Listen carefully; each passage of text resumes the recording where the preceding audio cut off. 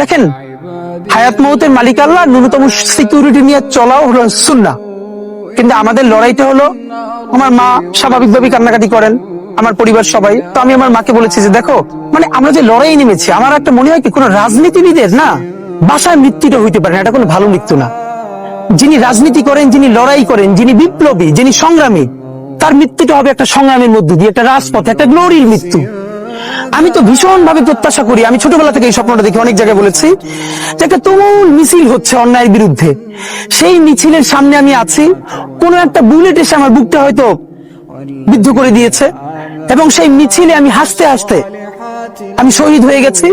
এবং সবাই যখন মৃত্যুটাকে ভীষণ ভয় পায়, আমি তখন হাসতে হাসতে আল্লাহর কাছে ভীষণ সন্তুষ্টি নিয়ে পৌঁছতে চাই, যে আমি একটা ন্যূনতম ওই জীবনটা লিড করতে পারলাম, যে আমি একটা ইনসাফের হাসি নিয়ে আমি আমার আল্লাহর কাছে পৌঁছতে চাই।